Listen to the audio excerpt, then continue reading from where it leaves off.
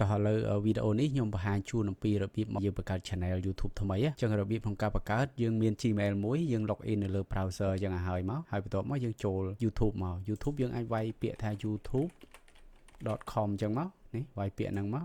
ហើយបន្ទាប់មកយើង enter វាទៅលើកុំព្យូទ័រយើងបន្ទាប់មកយើងចូលបានក្នុងហ្នឹងនេះចូលបានយើង log in បាននេះពេលយើង log in ចេះយើងចុចលើវាចុចកន្លែងនេះចុចកន្លែងរូបភាពនេះ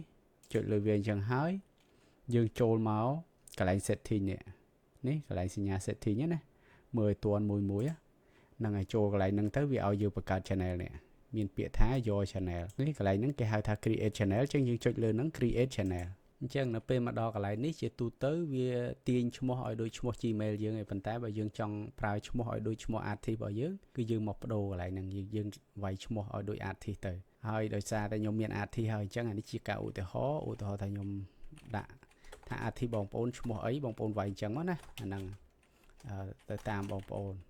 កុំវាយតាមខ្ញុំអាហ្នឹងគ្រាន់តែជាគុណតែឈ្មោះទេអញ្ចឹងឈ្មោះបងប្អូន artist ឈ្មោះអីដាក់ឈ្មោះហ្នឹងទៅឥឡូវខ្ញុំវាយឈ្មោះartist របស់ខ្ញុំថាឈ្មោះអញ្ចឹងចុះហ្នឹងហើយពេលអញ្ចឹងបងប្អូនមើលនេះកាលណាមានសញ្ញាធិចចេះមានន័យថាយើងអាចទៅមុខទៀតបានហើយតែបើសិនជាខុសបងប្អូនអាចបន្ថែមលេខបន្ថែមអីបន្ថែមទៀតទៅដើម្បីឲ្យវាមានសញ្ញាធិចបៃតងចេះបានអាចទៅមុខបានអញ្ចឹងនៅពេលដែលយើងរៀបចំឈ្មោះហើយនឹង username អីត្រឹមត្រូវអញ្ចឹងហើយគ្រាន់តែចុចពាក្យថា create channel ទៅចុចកន្លែងហ្នឹងមករងចាំបន្តិចទៅយើងនឹងទទួលបាន channel ថ្មីមួយហើយឈ្មោះថ្មីដែលយើងបង្កើតនេះបានហើយឃើញទេពេលដែលបានអញ្ចឹងហើយគឺយើងគ្រាន់តែចូលទៅរូបកន្លែងនេះណារូបកន្លែងខ្ញុំគូសវងគូសម៉ៅនេះចុចលើវាហើយយើងចូលទៅកន្លែងនេះ YouTube Studio ចុចលើហ្នឹងមកចូលក្នុងហ្នឹងហើយនេះចូលក្នុង dashboard ហ្នឹងហើយអញ្ចឹងនៅពេលដែលវាចូលក្នុង YouTube Studio បែបហ្នឹងវាចេញមកគឺ welcome YouTube Studio ហើយអញ្ចឹងយើងចុច continue មកតែប៉ុណ្្នឹងទៅបាន channel ថ្មីអញ្ចឹងយើងមករៀបចំបន្ថែមទៀតបន្តិចទៀតយើងចូលកន្លែង setting នេះកន្លែង setting ហើយយើងមកចុចកន្លែងនេះ channel ហើយយើងមករើស country កន្លែងនេះយើងអាចរើសតាមប្រទេសក៏បានតាមអ្វីដែលយើងដាក់ក៏បានដែរឧទាហរណ៍ថាយើងកម្ពុជាយើងអាចរើសកម្ពុជាក៏បានយើងរើសអាមេរិកក៏បានដែរហើយកន្លែង keyword នេះក្នុងវីដេអូមុនខ្ញុំបង្ហាញហើយមើលវីដេអូមុនទៅហើយមកដល់កន្លែង advanced setting យើងចុចយកកណ្ដាលនេះយើងចុចចង់ប្រអប់ no នេះមកបន្ទាប់មកកន្លែង feature eligible ហ្នឹងអាហ្នឹងចាំក្រោយនេះកន្លែងចំណុចលេខ2លេខ3នេះលេខ3នេះយើងមិនបាច់ធ្វើក៏បានដែរយើងធ្វើលេខ2នេះចំពោះលេខ2នេះអាហ្នឹងខ្ញុំអត់បង្ហាញដោយសារខ្ញុំអត់មានលេខទូរស័ព្ទកន្លែងហ្នឹងគេត្រូវការឲ្យយើងបំពេញលេខទូរស័ព្ទហើយបំពេញលេខទូរស័ព្ទ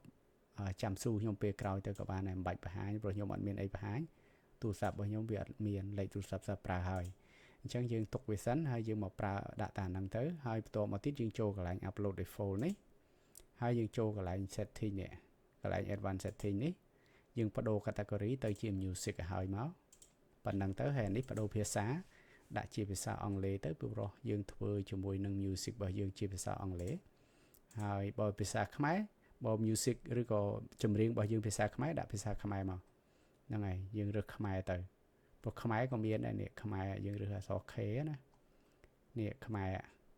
ហ្នឹងហើយអញ្ចឹងព្រោះខ្ញុំជាអង់គ្លេសខ្ញុំរើសជាភាសាអង់គ្លេសនេះអង់គ្លេសទាំងពីរអញ្ចឹងមកហ្នឹងហើយបន្ទាប់មកយើងចុច save ទៅបានហើយតែប៉ុណ្ណឹងគឺរួចរាល់ហើយការរៀបចំអីផ្សេងទៀត